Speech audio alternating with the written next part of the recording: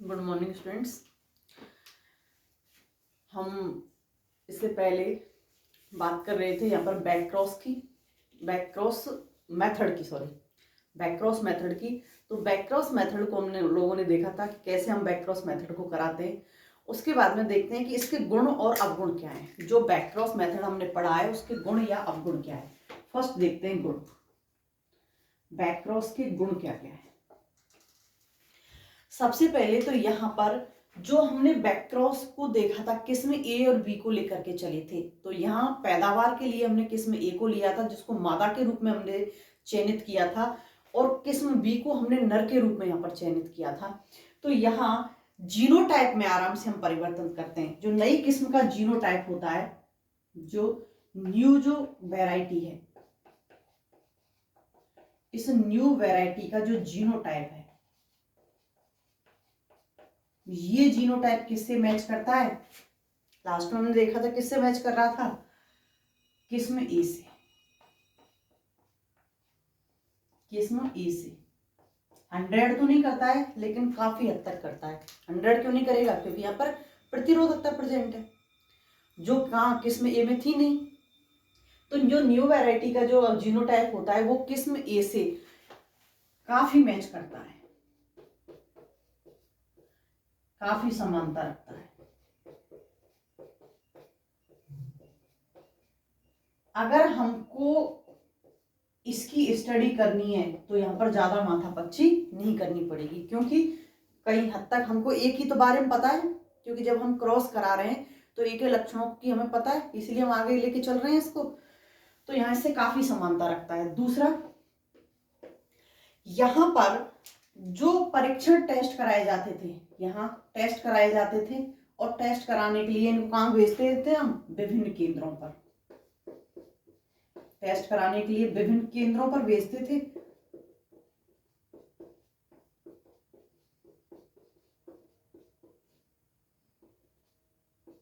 तो वो यहां नहीं होता है। इससे समय भी बचता है और पैसा भी बचता है, दोनों की बचत। समय की भी बचत होती है और पैसे की, क्योंकि एक जगह से दूसरी जगह भेज रहे हैं तो टाइम भी लगेगा और पैसा भी लगेगा। तो यहाँ विभिन्न केंद्रों पर इनके ट्रायल नहीं कराए जाते, यहाँ उसी जगह पर इनके ट्रायल हो जाते हैं। इसलिए यहाँ पर समय और पैसा दोनों की बचत होती है। यहाँ जो हम प्लांट लेके चल रहे हैं, प्लांट की जो संख्या है, प्लांट की संख्या क्या होती है, कम। संख्या अधिक लेके नहीं चलते, यहाँ संख्या कम रहती है। प्लांट की संख्या कम है तो उसको हमको पढ़ने में, उनका ध्यान रखने में हमको प्रॉब्लम नहीं होगी। और यहाँ जो हम जीन्स का स्थानांतरण करा रहे हैं, इस विधि से 1 या 2 या अधिक भी हो सकते हैं, अधिक जीन्स का स्थानांतरण करा सकते हैं। जीन्स का स्थानांतरण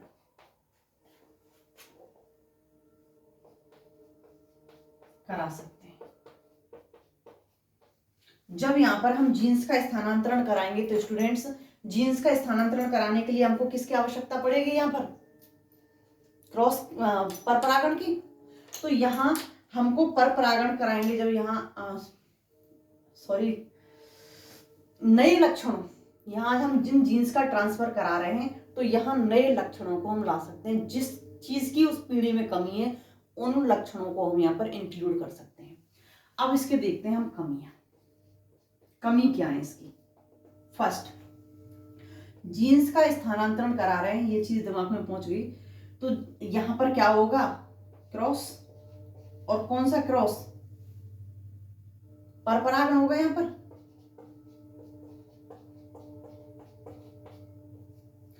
परपरागण होगा तो यहां पर दोनों तो जनकों के जीन आएंगे, या फिर कहें कि दोनों जनकों के गुण, और साथ में क्या आएंगे, अन्य। क्योंकि मियोसिस होती है और मियोसिस में 50% तो माँ बाप के आते हैं और 50% गुण क्या कहां से आते हैं, वातावरण से। तो यहाँ रेशो 50-50% का होता है। तो यहाँ क्रॉस के समय जब यहाँ अन्य गुण आते हैं तो स्टूडेंट्स जब क्रॉसिंग ओवर होता है उस वक्त यहाँ पर कभी कभी क्या हो जाता है, सहलग्न जीन आ जाते हैं, सहलग्न जीन आ जाते हैं। और जब सहलग्न जीन आ जाते हैं तो यहाँ पर गुणों का क्या होता है, ह्रास। सहलग्न जीन आने पर गुणों का ह्रास होता है, क्योंकि वो अपना आपस में जो उनका खुद का जो उनका प्रभाव है उस प्रभाव को यहाँ नहीं दिखा पाते, तो गुणों का यहाँ पर ह्रास हो जाता है। तो यहाँ पर सबसे पहली कमी तो यही है कि यहाँ डर लगा रहता है कि कहीं सहलग्नता नहीं आ जाए, कहीं लिंकेज नहीं आ जाए। और लिंकेज अगर आ गई तो जो हम यहाँ पर वैरायटी पैदा करना चाह रहे हैं, बनाना चाह रहे हैं, वो वैरायटी हमको नहीं मिलेगी। तो सबसे बड़ी टेंशन तो यहाँ पर यही रहती है। उसके बाद में यहाँ ये विधि इसी कारण कठिन भी है और खर्चीली भी है। खर्चीली क्यों है, सावधानी रखनी पड़ती है। कठिन क्यों है कि यहाँ लिंकेज को ध्यान में रखते हुए आगे बढ़ना पड़ता है। तो यहाँ पर ये कठिन भी है और खर्चीली भी है, दोनों चीजें यहाँ पर। नेक्स्ट, यहाँ जो नई किस्म की जो गुणवत्ता है वो गुणवत्ता अधिक समय नहीं रहती, गुणवत्ता अधिक समय नहीं रहती।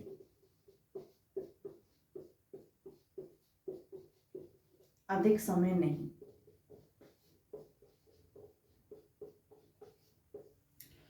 आप लोगों ने जो ऐसे परिवारों से बिलोंग करते हैं जिनके घर में खेती होती है, और अधिकतर यहाँ हम जिस जगह खड़े हैं वहाँ ऐसे परिवार अधिक हैं, तो आप लोगों ने देखा होगा कि जब सरसों बोई जाती है तो जो पैकेट वाला बीज लेके आते हैं वो कैसे होते हैं, वो ये बीज होते हैं जिनको अच्छी गुणवत्ता की नई नई जो किस्में उनको यहाँ पर पैक किया जाता है।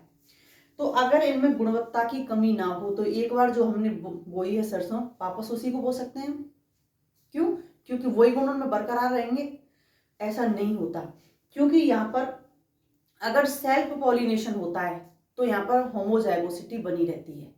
लेकिन जब यहाँ पर क्रॉस पॉलिनेशन होता है तो क्रॉस पॉलिनेशन पर परागण में यहाँ पर क्या होगा, क्रॉस पॉलिनेशन में यहाँ पर मिक्सिंग होती है, और मिक्सिंग होगी गुणों की, जीन्स की मिक्सिंग होगी, तो यहाँ पर दूसरे गुण आएंगे, मदर फादर के तो आएंगे ही आएंगे, साथ में दूसरे गुण आएंगे। तो धीरे धीरे धीरे धीरे जो खुद की जो गुणवत्ता थी वो गुणवत्ता कैसी हो जाएगी, कम होती हुई चली जाएगी, और नए यहाँ पर कैरेक्टर आते हुए चले जाएंगे। तो इसीलिए ये गुणवत्ता है अधिक समय नहीं रहेगी। 10, 15, 20 पीढ़ियों के बाद में गुणवत्ता क्या होगी, जो हमने यहाँ प्रतिरोधकता के गुण लेके आए थे वो धीरे धीरे वो गुण कम होते चले जाएंगे। जो पैदावार के गुण है वो गुण भी यहाँ पर धीरे धीरे कम होते चले जाएंगे। इसीलिए तो किसान भाई क्या करते हैं, हर साल नया बीज लेके आते हैं और उनको बोते हैं। तो हर साल की आवश्यकता नहीं होती है, लेकिन 2-4 साल के बाद में यहाँ पर नए बीज की आवश्यकता होगी, जिससे उनकी गुणवत्ता क्या रहे, यथावत रहे। ओके स्टूडेंट्स, नेक्स्ट बात करते हैं हम पर परागित। यहाँ पर तीनों विधियों की बात हो गई, और तीनों विधियां किसकी थी, स्वयं परागण की। नेक्स्ट बात करते हैं कि पर परागण में कौन कौन सी मेथड्स को यूज में लिया जाता है। देखिए स्टूडेंट्स, यहाँ पर जो पर परागित मेथड से जो प्रजनन की विधियां यहाँ पर यूज में ली जाती हैं वो कौन कौन सी हैं, 4 हैं। यहाँ पर 4 विधियों को काम में लिया जाता है। 4 कौन कौन सी हैं, अंतः प्रजात वंश क्रम चयन, इनब्रीड लाइन सिलेक्शन, दूसरी होती है संयति चयन, मास सिलेक्शन, तीसरी है पुनरावृत्ति चयन, रिकरेंट सिलेक्शन, और एंड लास्ट आती है यहाँ पर संकरण, हाइब्रिडाइजेशन। तो यहाँ पर इन 4 प्रकार से हम यहाँ बात करेंगे। फर्स्ट देखते हैं,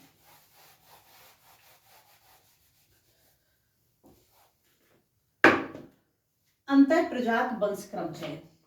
ये वो विधि है जिसका सबसे कम प्रयोग किया जाता है।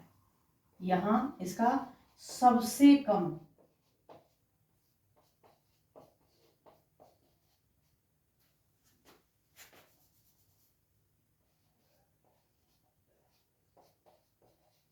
प्रयुक्त होती है। क्रॉस पॉलिनेशन की बात कर रहे हैं तो क्रॉस पॉलिनेशन में एक चीज याद रखना, यहां पर हेटेरोजाइगोसिटी उपस्थित होगी, हेटेरोजाइगोसिटी यहां उपस्थित होगी, विषम युग्मकता यहां पर उपस्थित होगी। क्योंकि बात हम किसकी कर रहे हैं, क्रॉस पॉलिनेटेड फसलों की। और क्रॉस पॉलिनेटेड जो फसलें होती हैं उनमें विषम युग्मकता पाई जाती है। यहाँ ये विधि जो यूज में ली जाती है वो सामान्य तौर पर किसके लिए यूज में ली जाती है, मक्का, अरंडी, तरबूज, सामान्य तौर पर इन ऐसी फसलों के लिए यहाँ पर इसको यूज में लेते हैं। अब यहाँ मेथड होता कैसे, यहाँ इस आंतर प्रजात वंशक्रम का चयन हम करते कैसे, तो देखिए यहाँ मेथड अगर हम देखें इसकी, प्रथम वर्ष क्या करते हैं हम, जो यहाँ पर परागित जो फसलें हैं जो यहाँ पॉपुलेशन में खड़ी हैं, जो यहाँ पर फसलों की पॉपुलेशन है वो कैसी होगी, मिश्रित, हो सकता है वो स्वयं परागित भी हो, पर परागित भी हो, कैसी भी हो सकती है, तो वो मिश्रित जनसंख्या होती है। इस मिश्रित जनसंख्या में से हम बेस्ट का चयन करेंगे। और बेस्ट का चयन किसके आधार पर करते हैं हम, बाहरी गुणों के आधार पर।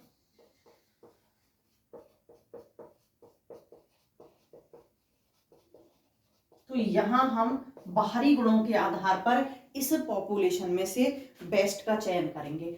अब यहाँ पर मान लीजिए हम 2 या 4 बीघा खेत है, अब उस 2-4 बीघा खेत में से बेस्ट का चयन कैसे करेंगे, कितने प्लांट को चयनित करते हैं, तो यहाँ अधिकतम 200 से लेकर के 1000 पादपों को यहाँ पर हम सेलेक्ट करते हैं, क्योंकि हमें तो आगे उस हिसाब से रखना है कि ज्यादा भीड़ ना हो। तो यहाँ 200 से लेकर के 1000 पादपों का हम यहाँ पर चयन कर लेते हैं। जो खड़ी यहाँ पर जनसंख्या है उसका यहाँ पर हमने चयन कर लिया। अब क्या करेंगे हम, 2 से लेकर के 6 वर्ष तक, 2 से लेकर के 6 वर्ष तक यहाँ जो इस सेमेस्ट्री में से हमने जो इनको चूज किया है, 200 से लेकर के 1000 प्लांट को जिनको हमने सेलेक्ट किया है, उनमें यहाँ इनको यहाँ बोएंगे।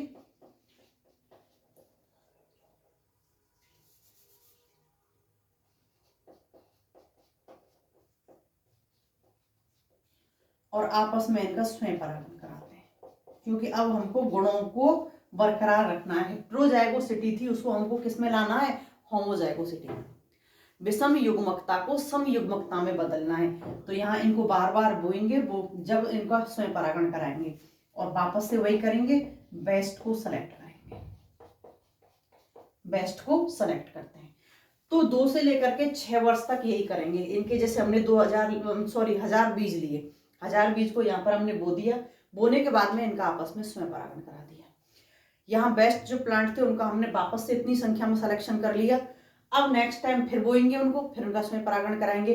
तो 2 से लेकर के 6 वर्ष तक यही प्रोसेस करते हैं। फिर क्या करते हैं यहाँ पर हम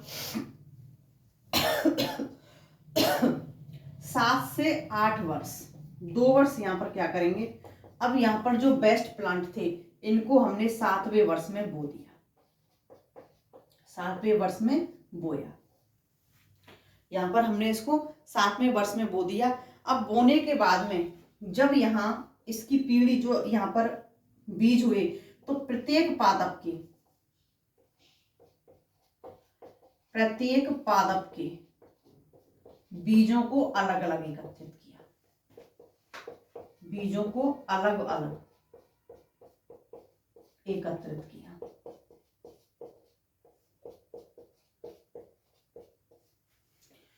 आठवें वर्ष में वापस बोया और वापस यहाँ पर जो बीज थे उनको क्या किया हमने, अलग अलग एकत्रित किया। वापस से हम यही करेंगे, अलग अलग एकत्रित करेंगे। तो यहाँ क्या करेंगे हम, जो सबसे श्रेष्ठ थे, श्रेष्ठ सिब्स को यहाँ पर एकत्रित करते हैं।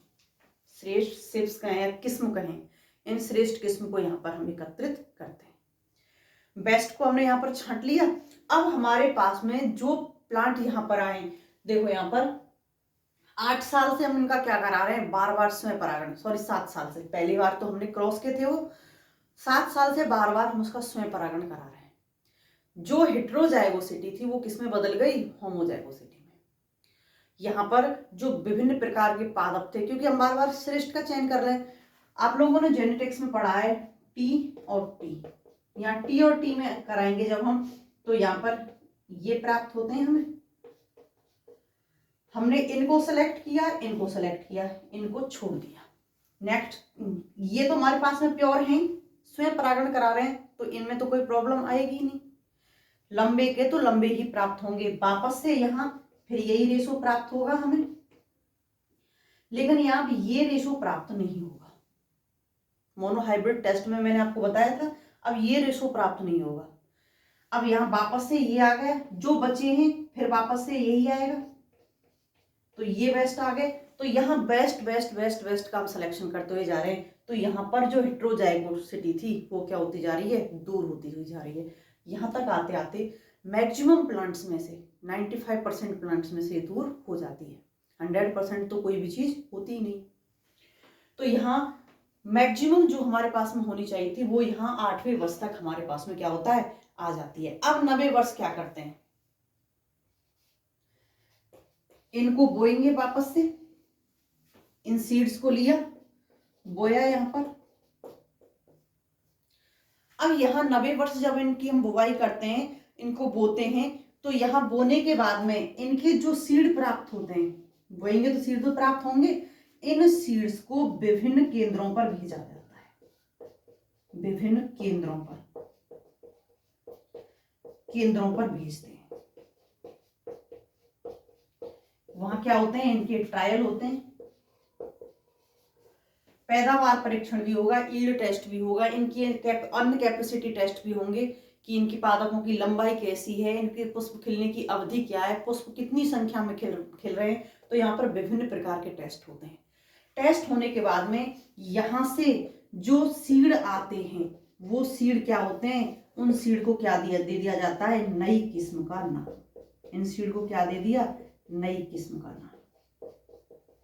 इनको यहाँ नई किस्म का नाम 90 वर्ष में जाकर के दे दिया जाता है। अब 10वें वर्ष क्या करते हैं,